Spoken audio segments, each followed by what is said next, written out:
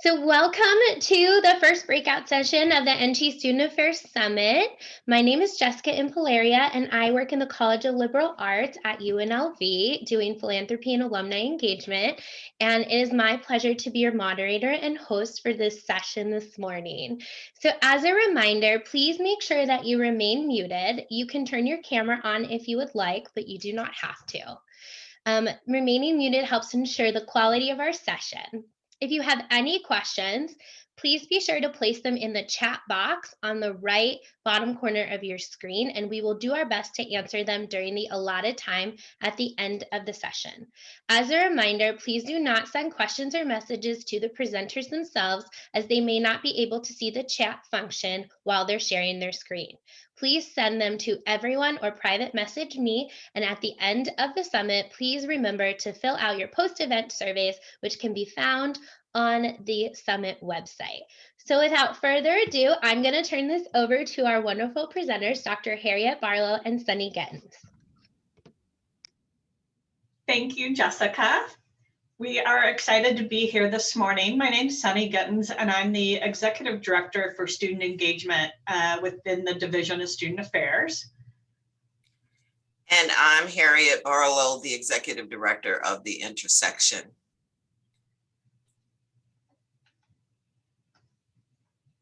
We're pleased to be with you this morning. Before we get started, we'd like to know a little bit about the folks who are here. So we've got two polls that will be going on. The one is obviously, what institution are you with? And kudos for everybody who's answering that poll now. We really appreciate that. That gives us an idea about who's here and that kind of thing. So we really appreciate that.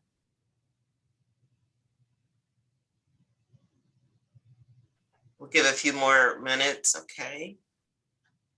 All right, so welcome everyone who's in this session. We really appreciate that. The second question, Jessica, you ready to put that one up, is what is your knowledge or experience level related to serving justice impacted students?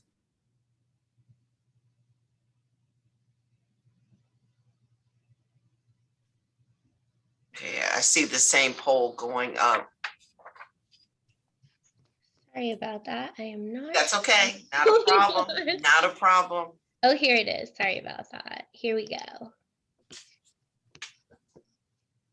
So again, what is your knowledge or experience level related to serving justice impacted students? Low, medium, or high?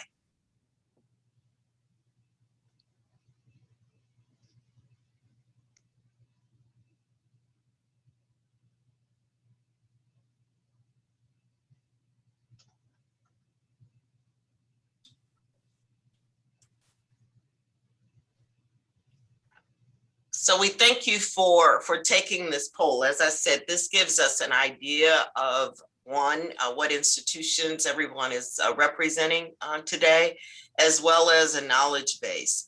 As we go through this presentation, you'll learn that we don't purport to be experts in this field, but we do purport to be passionate about this initiative, particularly here at UNLV. And for those folks that we see that have medium to high knowledge and experience in this, we're probably going to be trying to reach out to you to get some more information and to also assist us as we launch this initiative here at UNLV. Thank you. Thank you very much for taking that poll. Okay, well, so today's session, we wanted to cover for you what our topics are. So a little over a year ago was when I was asked to serve the Justice Impacted Task Force. And I have to say that when I first heard the term justice impacted, I did not know what that meant. So UNLV's campus-wide initiative here is really new. So we're kind of at what I would call that beginning stages. Today, we're going to talk about our story, what we've accomplished so far, and what we have learned, and also our future initiatives, where we're going from here. So for those of you that are brand new to this topic, this session is going to be perfect for you. I did notice that there was several of you with a lot of experience. So that will be interesting too, because you may have actually moved further along in this process than UNLV has. And we would love to share information about that as well. Okay, so our story actually starts with, I need to credit one of our graduate students, Jason Scott, who's been a consistent advocate in raising awareness about both the structural and cultural barriers facing students that are justice impacted. So I will say Jason met with various staff on campus and was eventually introduced to Dr. Watson, our Associate Vice President for Student Life, who, after listening to a lot of the information that Jason had to share, really saw a need, that there was a gap on our campus for what we were doing for students with a record of arrest. And so Dr. Watson formed this task force in early January of 2020. And we've shared with you the various areas of campus that were pulled together to be a part of this task force. So we included the intersection with the Academic Multicultural Center, the Provost's office overseeing general education, career services, enrollment management, military and veteran services, law school, student conduct, adult education services, which is part of our TRIO programs and the Center for Academic Enrichment and Outreach, and student diversity and social justice. And then we also have students that serve on our task force. So actually I want to back up while I'm talking about the task force. So like I said, we were formed in early January of 2020. And as you well know, in March of 2020, everyone's world completely changed. So there was a few months there where I will say that the focus wasn't necessarily so much on this task force as just figuring out life in the pandemic. So we did have a little bit of delay right after we first got started, but we have now since then, by August, have been able to develop some training for faculty and staff to raise awareness across the campus. And we'll talk to you more about that later, as well as some outreach efforts to students.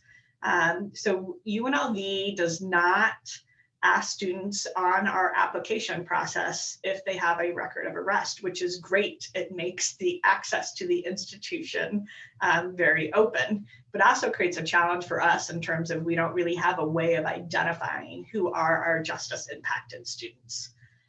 But I will probably say one of the greatest parts about being on this task force has been the opportunity to meet with some of our students. And it's been their student stories and really listening to them that has kind of ignited my own passion for something that, like I said, I really didn't know a lot about. So all of us on the task force did a lot of work to raise our own knowledge, to do some research and participate in professional development offered by NASPA and other areas across the nation. And I will say that one of the things that's been most rewarding is talking to the students who, while I said we're so new at this, we aren't even really offering any like amazing services, but they're just so excited that there's staff on campus that are interested in hearing their stories and want to do things to assist them with their struggles in being successful while they're in college. And so I think that's been probably my favorite part about being on this task force. So like I said, the first thing we did was developed a training for faculty and staff, and parts of our presentation to you all actually mimic the training that we've done across campus for UNLV faculty and staff. So we have gone to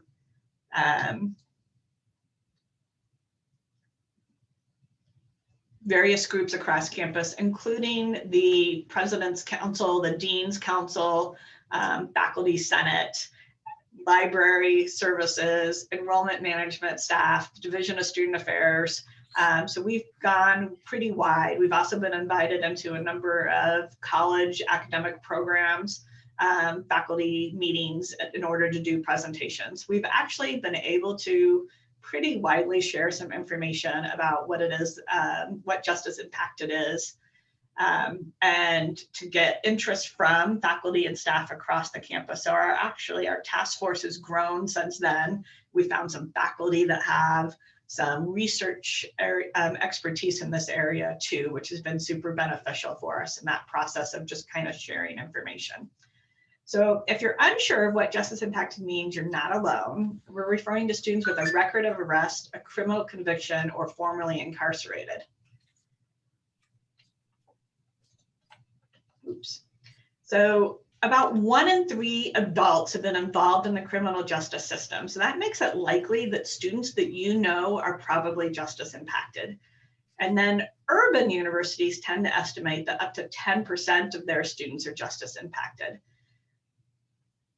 And our students at UNLV have been from a variety of majors, working towards both undergraduate and graduate degrees. So from this graph, you can see the lifetime likelihood of imprisonment of US residents born in 2001, okay? And so this helps to potentially inform us of how many students we actually may have here at UNLV. And then obviously across the system, you can look at that in comparison to the institutions that you're also representing today. You'll see that 1 in 9 of all men have a lifetime likelihood of imprisonment. And then breaking that down by race within men, you'll see 1 in 17 of white men, 1 in 3 of Black men, and 1 in 6 of Latino men. And then as we look at it as it relates to women, 1 in 56 with a lifetime likelihood, 1 in 111 of white women, and 1 in 18 of Black women, and 1 in 45 of Latino women. This is particularly important, I think, for all of the institutions here in INCHI, as we are all MSIs. We are, and I believe all our HSIs are very close to being HSI. And so when we see these statistics, as Sunny said before, the likelihood of us having contact with, interactions with students who are justice impacted is fairly high. And which is another reason why we need to be cognizant that we do have students fitting into this category who are in need of specialized or at least targeted kinds of programming and initiatives. To that end, as Sunny said, we were doing a lot of research, and thanks to Sunny, she was able to contact folks with Project Rebound and with the California state system and get some information as well as much needed assistance and help as we develop our program. But what we find from here is that education and recidivism in California prisons, there is certainly a direct positive correlation. You know, in California, at least, about 61% of the people who are released from prison between 2008 and 2009 returned to state prison within 3 years.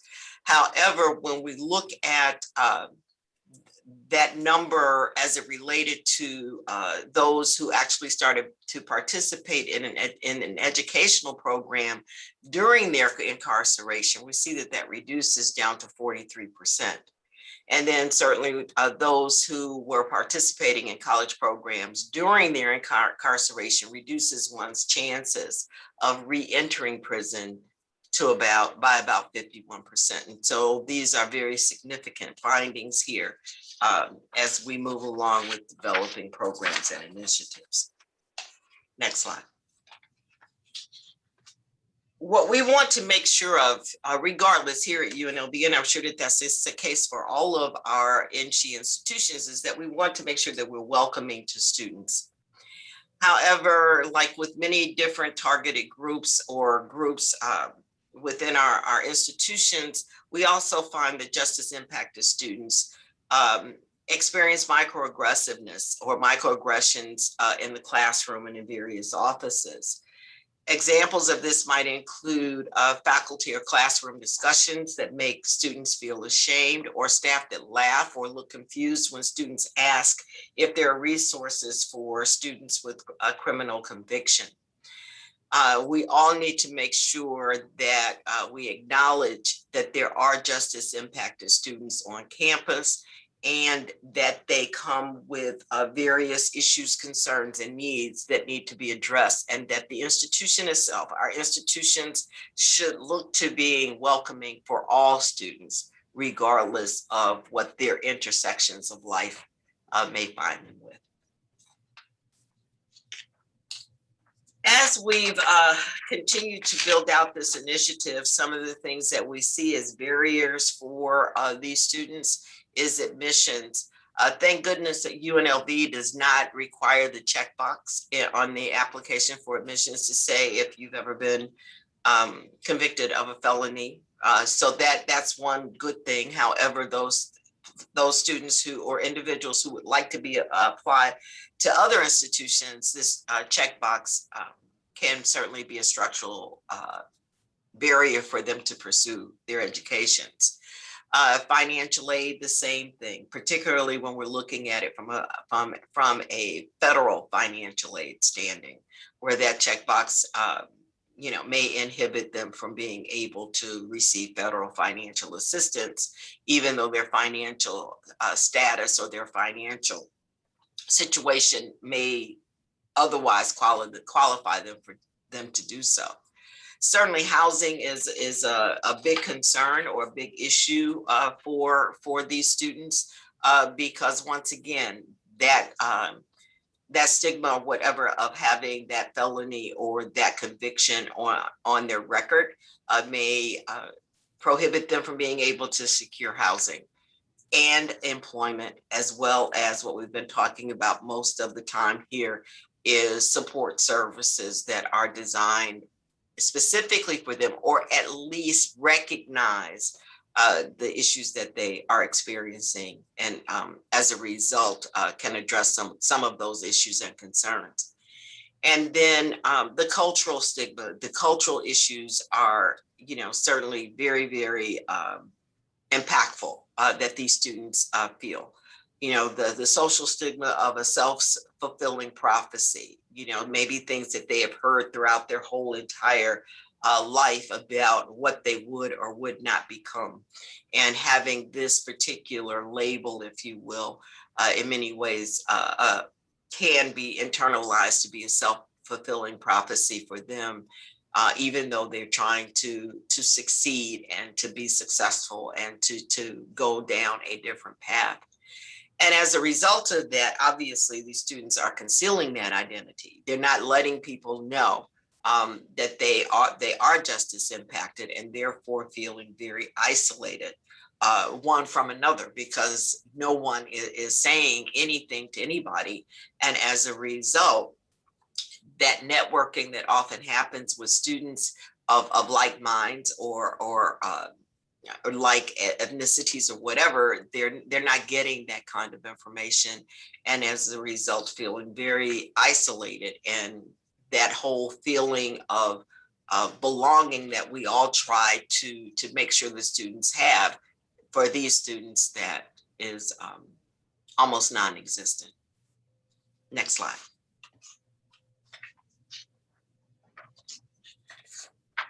Okay. So it's important for us to positively look at how we can impact justice impacted students, right? So we're wanting in our endeavors here to see how we can create inclusive communities where we can break that cycle of demeaning language and perpetual labeling by dehumanizing our student population. We're trying to become a standard, if you will, for that. We find that obviously these students are often in need of potentially having to meet with parole officers or go to court or something of that nature. And as a result of that, looking at needing to accommodate their schedule so that they can take care of those additional responsibilities that they see themselves in. just providing access and resources for academic and social mobility is extremely important. A lot of that comes into play when it deals with even advising students or in selecting majors, right? That those majors or degree programs or employment opportunities that being justice impacted would not be prohibited.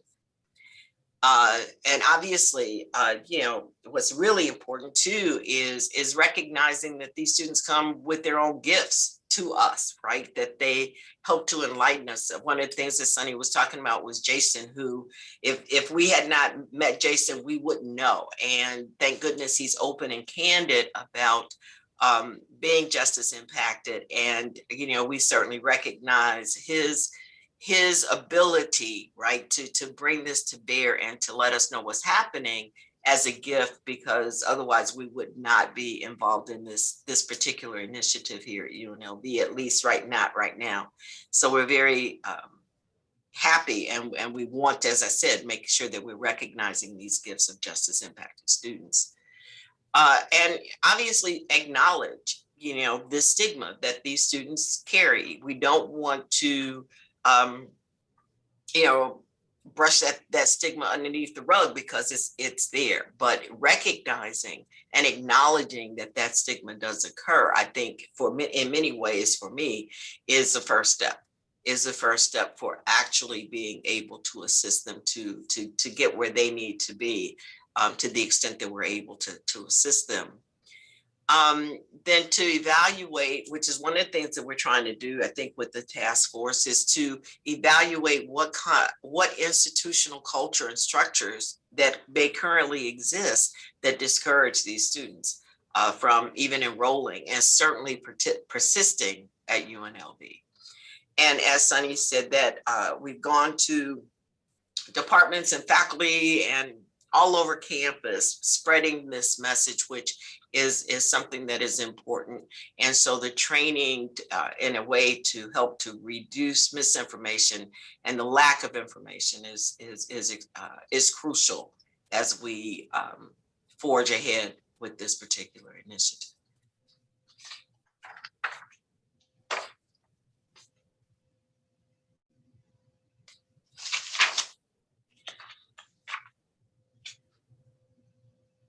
So one of the things that we did was to create a website.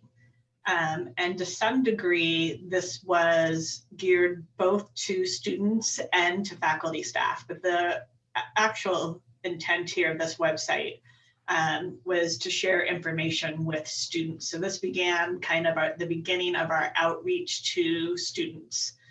And one of the things that students had definitely really shared with us is how scary it can be to contact an office and disclose their status, right? So they were like, we want a contact person that we know will be safe, someone that we know that will understand our situation and assist us. And so Dr. Harriet Barlow did agree to be that first point of contact, which is amazing. So we created postcards that went out to students that list like, hey, if you need somebody to speak to, Dr. Harriet Barlow is your person, right? And then it's also on the website. We did mass email mailings out to all students, have started including information and new student orientation, as well as involvement fair information at the beginning of the school year. Now, of course, this year, all that looked a little different given our pandemic operations, but we will gear up for doing more things in person. But what students said is like, hey, we don't want to be asked to go to a particular session for justice impacted students, because by walking in that room, you were forcing us to out ourselves. But they were like, but rather we would like for there to be information across the campus that all students can access, that does acknowledge that justice impacted students exist on the campus and that we can get additional resources. So what we've done is we started to work with different offices across campus, and we identified the one point of contact, like, hey, here's your person in this office that you can reach out to. So you'll see a lot of our website refers students to a particular individual within career services, educational opportunity center, military and veteran services. And then we also heard from students that like legal issues is one of the big things that they needed assistance with. So we put resources on the website related to a lot of the free legal education that our UNLV Boyd School of Law offers around record sealing and civil rights restoration. And there's also actually a group of law students in a class that are looking at one of their projects right now is researching additional information that can be shared with our students. And then our student government, which goes by the name of CSUN, Consolidated Students of the University of Nevada, Las Vegas.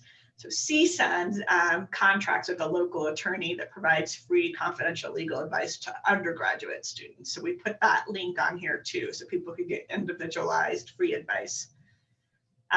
All of the counselors and counseling and psychological services have some knowledge of justice impacted students. And so that was one area where we didn't list a particular individual, but rather the entire service.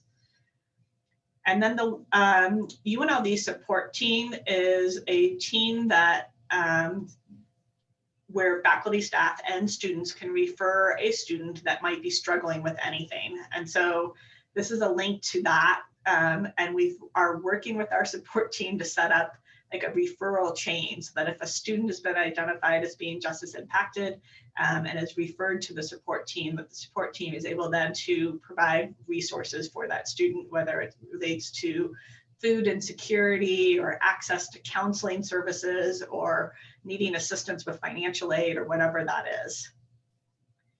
Then on here, we also have a number of community resources. And so one of the things that we found that is in Las Vegas, there's a number of nonprofit organizations that have amazing programs and services. And so we've spent a lot of our time within the past year has been actually Dr. Barlow and I have met with a number of these different community organizations to talk about what do they provide and how we can collaborate together. And so we've kind of created a referral process where we're able to refer our students to nonprofit agencies in Las Vegas that can assist with housing and employment. And then we also have on here some federal resources. So there's a federal bonding program. Beyond the Box, U.S. Department of Education provides a lot of information. If you're not familiar with that, that's a great link to look at. So these were all like resources for students. Let's see.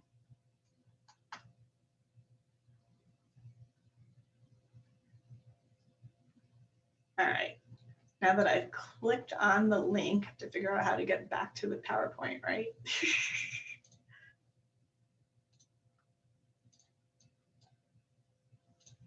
Fabulous. There we go. Okay, so the and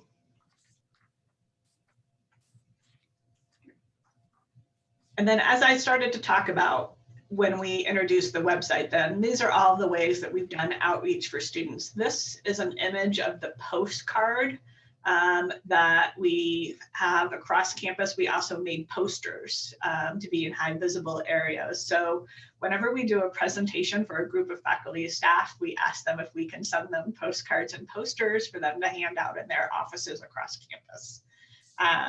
Like I said, we also did eval messages.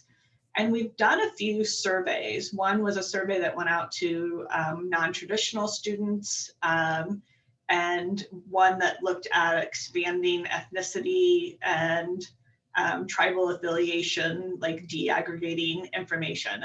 But on some of these different surveys, we've asked students if they would be interested in getting more information about justice impacted and done some like education via the survey of what justice impacted means and tried to like hint the hey that we have services. So some of the ways that we've actually identified students is through the survey.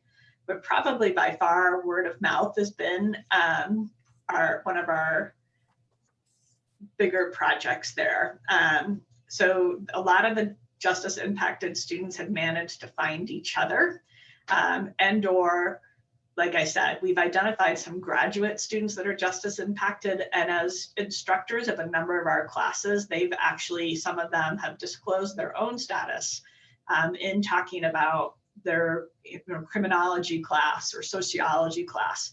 And so when the instructors do that, then a lot of times the students will share their own status as being a justice impacted student. And so then that network of people has been probably the biggest group of referrals we've had. So it was through those word of mouth. And then, as I mentioned, the case management, that relates to the UNLV support team and developing a system where it would be 100% confidential. Nobody else would be able to see this, but we would be able to track students that are seeking justice impacted services and where we've referred them on campus, so that we can then do follow-ups with students later of, okay, we referred you to this person in career services, and a few months later follow up and find out how that's going. Like I said, access to housing, emergency funding, and getting jobs has been one of the bigger issues, as well as legal services.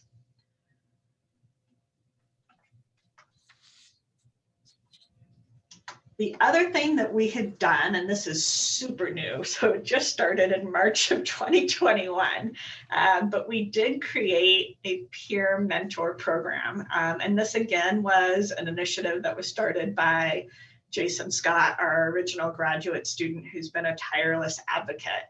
And so Jason actually applied to our minority serving institution student council for funding. And we received a funding disbursements in order to create a peer mentor program. So Jason has identified 5 students that are currently serving as mentors to other students within UNLV. And I actually would have to say this might be our greatest success story to date.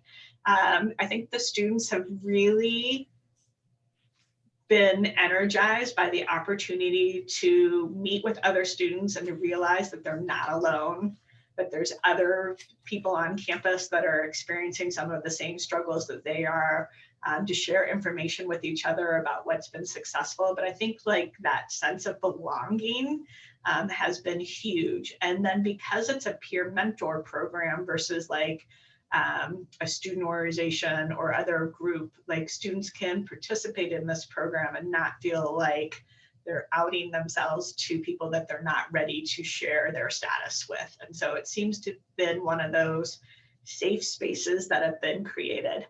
And these mentors then, of course, are been a huge resource for us at the task force as they feed information back to faculty and staff on campus of like, hey, this is what students are saying. These are some of like the big needs. And so they've been a really passionate process about this. And as I mentioned, of course, with the stigma of disclosing that you're justice impacted, one of the things that's been most gratifying is that many of these students are participating as a mentor at great personal cost. Like these students have decided that the benefit to other students justifies their disclosing their status to other people. And as we develop programs for underserved students, that's always been one of the challenges, is that a lot of times in order to advocate for those programs and services, the very students that need the most assistance from faculty and staff at UNLV have to disclose their status and at some personal cost advocate for what it is that they need. And so that's one of the things that we try and acknowledge that these students are doing within this process, and determine ways that we can move beyond this entry level part where they're having to advocate for themselves to a point where we have programs and services for them where they no longer need to be in this position of advocating for themselves. So what we have learned, I think actually this was Dr. Barlow's slide. I'm going to hand it over. That's okay. That's okay. You're fine. So you want me to take your slide? Okay. So what we've learned, and we've learned a lot, and we know that we are still in this learning process, right? But we know that what we don't know exceeds what we do know. We don't know what we don't know, which is, sometimes that's frustrating. But the other thing is that it's kind of good, because that means that we're acknowledging that our knowledge base is not completely full, and so that we're able to gain more knowledge willingly about how to help these students. But one of the things also is that we don't have an easy way to identify these students. And that's I think that's one of the most crucial things, is that we really and truly don't have an easy way to identify. But what we've tried to do, as Sonia talked about earlier, is the level of outreach to let the students know that we're here. We've also learned that administration, faculty, and staff are very supportive. They've been open and welcoming for the information that we've provided, and have even in many ways sought us out to be of assistance. In fact, we have at least one faculty member who has expertise or interest in these programs, who reached out to us recently about some issues, and not issues, but some initiatives for us to consider as a task force, either immediately and or in the future. And also what we've learned is that students appreciate knowing that we have staff here at UNLV who care. That they're not being kicked to the curb, that that what they bring to the table is valuable and validated, and they feel good about that, to knowing that this is a place where they can expand that sense of belonging and care as a UNLV student. Next. So some of the things that we are working towards, as I mentioned, is the case management process. That's still kind of very much in our beginning stages, and then something that we're working towards. The other thing that we are looking at, that we're offering actually, is a Justice Impacted Summer Institute. It's going to be offered in May of 2021, so coming soon. And it's open to all UNLV faculty and staff. We already have almost 50 people registered for the Institute. And what's been fabulous about this is the Institute is going to be offered in partnership with Project Rebound. So we have made some great contacts with other universities across the nation that have really amazing programs for justice impacted students. And we, at one point, like I said, went down this road of having one expert in various offices across campus as being like the expert in their field around justice impacted. But after a lot of discussion, we decided it was equally as important, really, that there be a wide number of people across the campus that know a little bit about all of the structural and cultural barriers facing justice impacted students, and are able to answer those questions. And so it wouldn't just be one person in financial aid that can assist with financial aid, but like a number of us would be able to assure students that there may not be as many limitations on their ability to get financial aid as they think, and that they should speak with financial aid to get more information before they assume that they can't get financial aid, right? So as we start looking at this, we decided that there needed to be more content experts on a whole variety of serving justice impacted students versus just in their particular area. So this Summer Institute is going to be virtual, and about 6 hours of content based over 3 days. So it does kind of start with an introduction to resources around serving justice impacted students. But then we are getting more specific into talking about admissions and enrollment and financial aid, assisting with career development, academic advising and mentoring, the peer-to-peer context, and then a little bit on prison outreach programs, which, as you've noticed, our focus for the UNLV Justice Impacted Task Force has really been on our current students.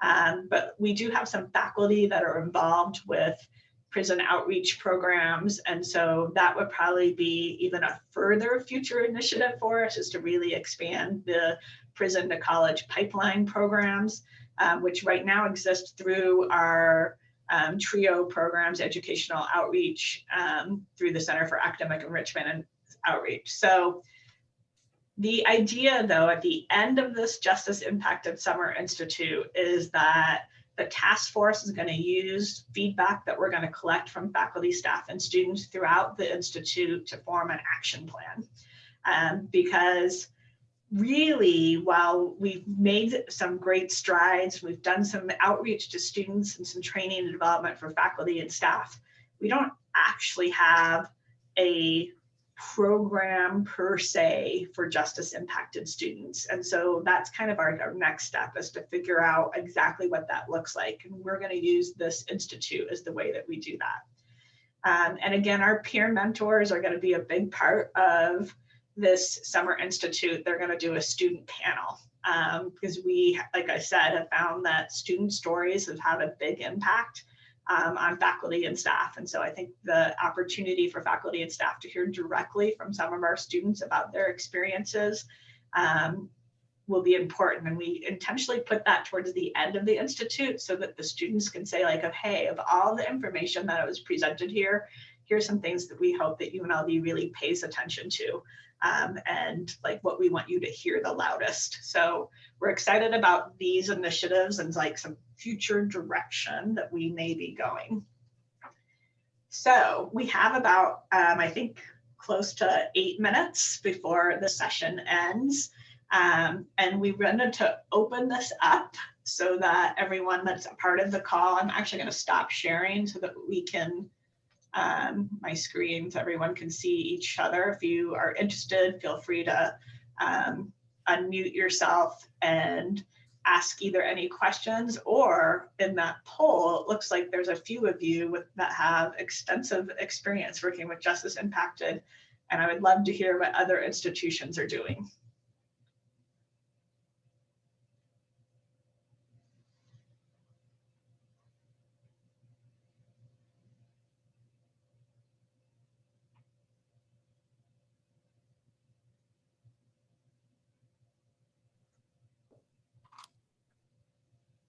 Can I say something? So we've been at TNCC, have been working with WNC and our prisons and CSN and the prisons up here in the North End to try to develop that pipeline of classes in prison and then the re-entry process so that students can continue upon release, or if they're already justice involved in the community, to give them an easy entryway into classes at TNCC. And we really struggle with the peer support piece in many ways. And students, again, like you had mentioned, identifying students, but also students feeling comfortable in a more formal way, identifying themselves to each other or being. So what, have you found some strategies that have worked with that? I love the advisory group piece. I think that's probably helpful because it gives them a purpose to be involved. Yeah, I will say, as I said, we acknowledge the personal cost to students for doing that. And so we try not to ask students to do anything that they aren't 100% sure that they want to do in terms of participating in the peer program. But that being said, I will say, I think our greatest success comes from when students are doing that outreach versus when it's us as faculty and staff that are doing that outreach to students. So most of the students that are participating in the peer mentor program are doing so because another student reached out to them and said, hey, I think you might be interested in this peer mentor program. So it's been kind of a more of a student outreach initiative than a university outreach initiative. And so, but other than the peer mentors themselves, who are paid, which I do think helps, that we were able to receive the disbursement from the Minority Serving Institution Task Force has a funds that people can apply for, that students can apply for. It's based on student initiatives, so that students applied for these funds to create this peer mentor program.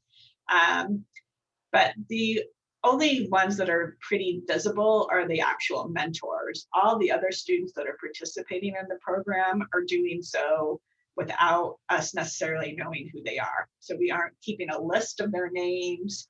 And right now, everything, of course, is virtual, but so they are students on their own. So it's not something that is, I would say, I think a lot of the students participating see it as a student initiative a little bit more than a UNLV initiative, which is what I kind of have to laugh about it, because it probably to date is one of our most successful initiatives, and it's entirely student run. Yeah. Sunny, we have a couple questions in the chat. So the first one is, are there resources or services available to non-degree seeking students and or anyone taking courses through continuing education? That is a great question. And like I was saying, most of the ones, at least at UNLV, come through adult education services through our TRIO programs.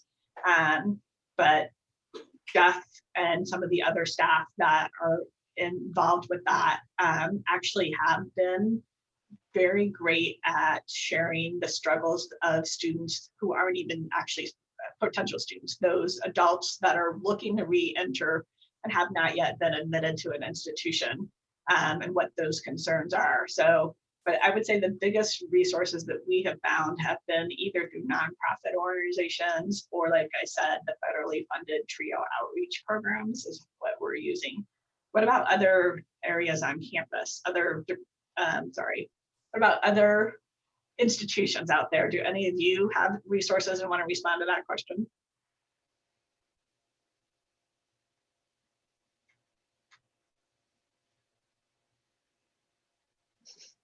All right. Okay, well, if you have anything from other institutions, please type it in the chat and we'll make sure that Dr. Barlow and Sunny get it. So there's another question. Will you be expanding this program and need more staff? This is very interesting and meaningful. Sure. Yeah, we're always looking for more staff that want to be involved. We've created two things. One is actually a list of faculty and staff, as we've been doing presentations, who said that they would be interested in serving as a mentor to justice impacted students. And because that's one of the things a lot of the students said they were looking for, is not only peer mentors, but really they needed somebody on campus that was a mentor to them. Particularly, I think a lot of the students were looking for this in their degree program. So like one of our students that I've talked to wants to go into law school. And so they were like, it'd be really great if I could speak with someone from the law school about what this might look like and what would be my career opportunities as somebody with a felony conviction and a law degree. And so we have been keeping a list of faculty and staff that have agreed to be mentors, and then kind of using that list sometimes to try and match students up. But this is super informal process right now. We haven't formalized it at all, but the numbers of students we're working with is small enough that we're able to do that. But I would say long-term growth, it would be amazing if we could have a full-time staff member on campus whose responsibility is to actually, admit students into a program that's designed to assist justice impacted students, and oversee academic resources and mentoring and access to other resources, and really help, and then also be connected to that earlier question, right, about how are we helping those students that are wanting to get into higher education, so kind of being that link to the pipeline to college, component of that. So long-term, it would be great. And I would say that's where I think eventually we see us going. But in the meantime, anyone that wants to be involved, let us know. Yeah, and I would like to add, I mean, that's one of the reasons why the summit is so important, right? Or the Institute is so important. And all of us who are on the task force are so excited about that institute because we do see this program growing and it's getting stability. We just want to make sure that whatever the components are needed are in. But of course, as we all know, these kinds of initiatives eventually, yes, will need to have, staff and resources. We know that, but I think that right now we're just wanting to make sure that we have a good foundation so that when we ask for that staff and resources, it'll be like, okay, fine, yeah. Okay, awesome. Well, we do have a couple questions that went unanswered, so we'll make sure that Sunny and Dr. Barlow get those from the chat transcript and can follow up. But thank you everyone for attending the session. Thank you so much, Dr. Barlow and Sunny, for bringing this really important topic of a population of students that we can serve better to light. And I look forward to hearing more, as I'm sure everyone else does. So don't forget that you have about 10 minutes before the next session, which begins promptly at 10:30, and we will see you all soon. Thank you. Thank you. Thank you very much.